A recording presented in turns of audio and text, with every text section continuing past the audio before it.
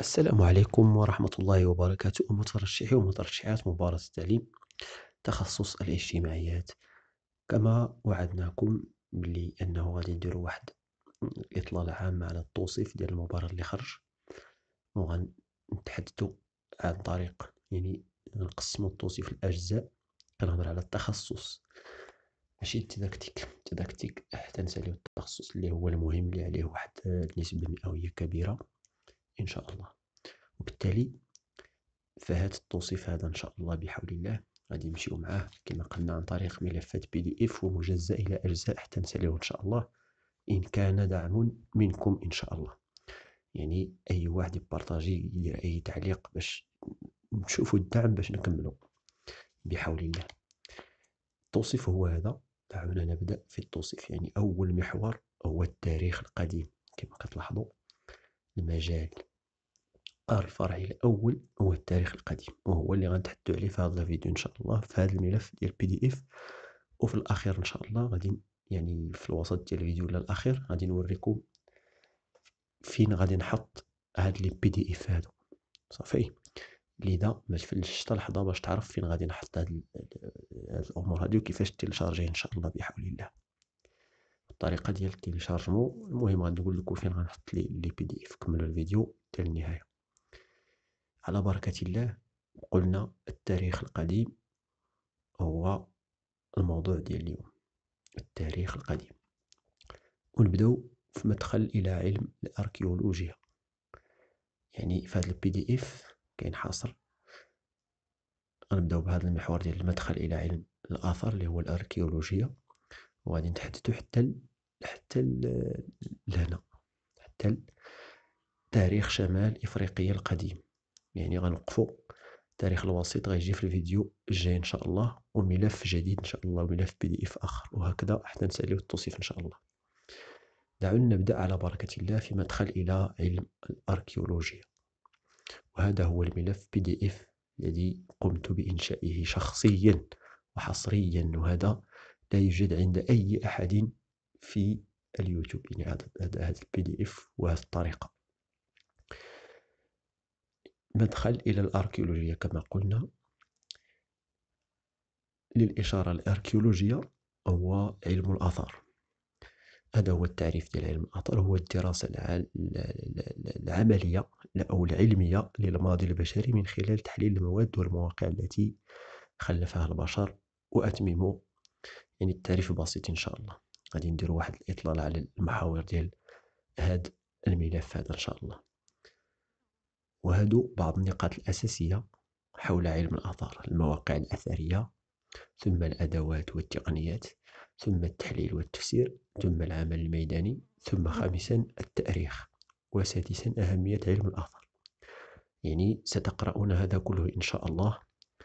يعني راه واضح ما فيه ما يتشرح إن صح القول، لأنه تعاريف بسيطة. مثلا التاريخ يستخدم علم الآثار طرقا مختلفة، وغتقرأ التعريف وغتفهم إن شاء الله بحول الله. المهم مجرد غندير واحد الإطلالة على الملف وردوا البال راه غنقول لكم فين غادي تاخذوا هذا PDF هذا. الأهمية ديال علم الآثار هذه هي الأهمية ديال الطريقة اللي كتبناها، التعريف ديالها. وهاد يعني كنسلطوا الضوء على هاد المحاور باش نعرفوا الأهمية ديال علم الآثار. من بين الأهمية ديالو يعني والدور ديالو فهم التاريخ البشري، وكذلك إعادة بناء الثقافات القديمة، ثم كذلك تتبع التغيرات الاقتصادية والتكنولوجيا، ثم إدراك التنوع الثقافي والحفاظ على التراث الثقافي. علم الآثار يعني دور آخر يلعب دور، يعني هذا تعريف ديال عفوا الحفاظ على التراث الثقافي. سادسا تقديم رؤى عن البيئة القديمة. سابعا مساهمات في التعليم والبحث العلمي. ثامنا التحقيق في القضايا الاجتماعية والسياسية. إلهام الإبداع والثقافة. تحقيق العدالة التاريخية. وهذا هو المحور. يعني قلنا الجزء الأول من التوصيف. وهنا الدور ديالو، يعني الدور لم يختلف عن الأهمية، لكن الدور عنده معنى آخر. من بين الأدوار اللي كيقوم بها إعادة بناء الصور المفقودة للتاريخ، ثم كذلك فهم الحياة اليومية ديال التاريخ القديم، وكذلك الكشف ديال الثقافات المفقودة والمنسية، الدور ديالو يعني كيقلب على الثقافات القديمة. ثم التعرف على التغيرات الاقتصادية والتكنولوجية، كنعرفوا التغيرات اللي كطرا في الاقتصاد والتكنولوجيا. ثم كيوفر لنا الأدلة اللي ملموسة ومادية للأحداث التاريخية. وكذلك كنفهموا به، يعني بعلم الآثار كنفهموا به الأنظمة الاجتماعية والسياسية، الأنظمة اللي كتسير بها المجالات الاجتماعية والسياسية. ثم سابعا يقدم لنا رؤى يعني وإحصائيات إن صح القول، والعديد من الأمور حول الدين والثقافة. ويعني هذا هو واحد التعريف البسيط ديال علم الآثار بالضبط. يمكن لكم تقراوه ملي تشدو PDF فيه واحد الأسس ديال علم الآثار. هما كاين التنقيب كلشي كيعرفو، إلا لاحظتوا دابا علماء التنقيب كاينين. وكاين التحليل، كيحللوا دوك المواد اللي لقاو داكشي وكيفسروا داكشي وكيوثقوا دوك المعلومات وكيأرخوهم. هذا ما كان. ثم علم الآثار التاريخي، يعني هنا تفاصيل، كندخلوا في التفاصيل ديال المجالات الرئيسية ديال علم الآثار، يمكن لكم تقراوها في PDF إن شاء الله. كذلك يعني سنتحول كل هذا يعني تعريف ديال هذوك الأسس اللي قلنا. ثم هنا يعني النشأة، التاريخ ديال النشأة ديال هذا العلم.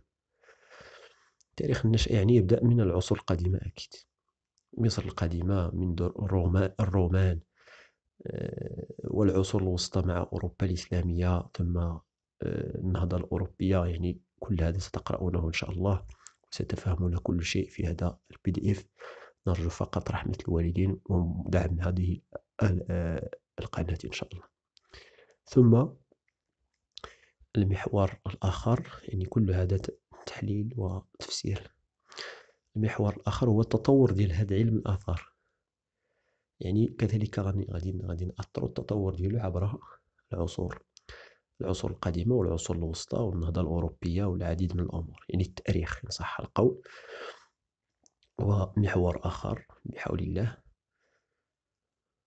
يعني في هذا الفيديو إن شاء الله اللي ما فهمش شي حاجة في هذا الملف يحاول أنه يحط في التعاليق ديال هذا الفيديو، ملي يقرأ PDF إن شاء الله يحاول يحط هذا الشيء كامل هنايا في التعليق اللي ما فهمش، باش نشرحوه إن شاء الله في فيديوهات آخرين إلا ما كاينش شي واحد، ولكن كنظن أنه مفهوم. وهنا التعريف بالمفاهيم الأثرية كما قلنا، هذا هو التوصيف.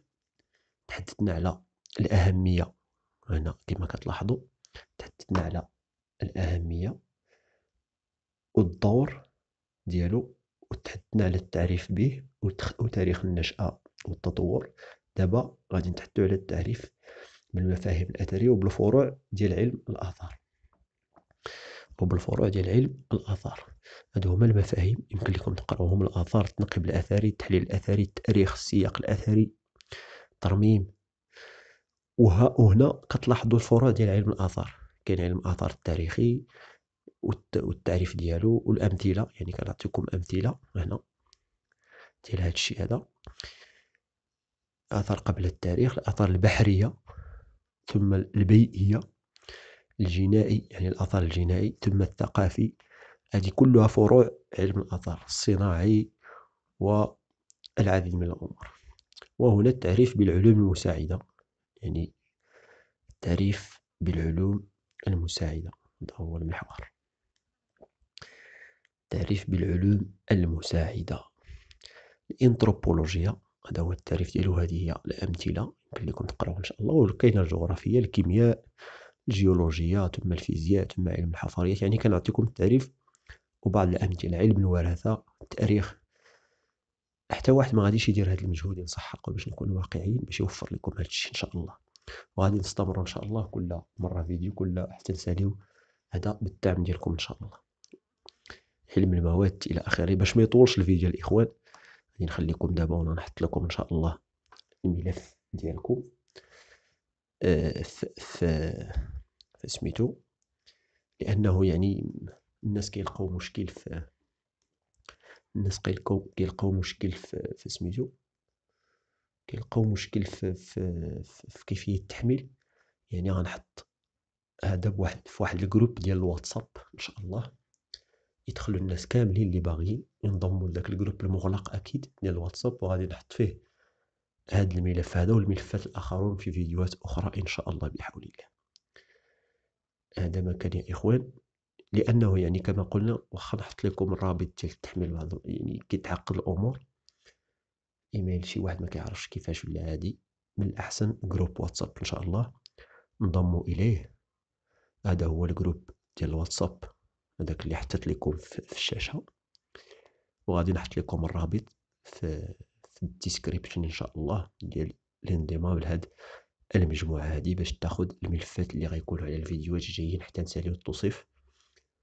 ورحمه الوالدين تكفي يا اخوان. يعني هذا هو البي دي اف، يعني راه فيه تقريبا 125 صفحه، يعني بشكل عام الى قرأتي هذا كامل تمكنتي في التاريخ القادم. والتاريخ الوسيط حتى هو غادي نديرو ليه كما قلنا، التاريخ الوسيط غادي نتحدثوا عليه حتى هو ونديروا ليه ملف خاص به كما قلنا، وكذلك التاريخ الحديث، ثم التاريخ المعاصر، وغنمروا للجغرافيا ان شاء الله بحول الله، وغنديروا نفس الشيء. للاشاره التاريخ القديم هو اللي كتير، هذا اللي سبقنا دابا، اما هادو راه قلال شويه. التاريخ الوسيط والتاريخ الحديث والتاريخ المعاصر راه قلالين شويه، ماشي بحال التاريخ القديم. والله ولي التوفيق. نتمنى تدعمونا بواحد البارطاج ديال هذا الفيديو، وانضم للقناه الا مازال ما اشتركتي، وانضم لمجموعه واتساب اللي قلنا. ومرحبا بالجميع، والسلام عليكم ورحمه الله وبركاته.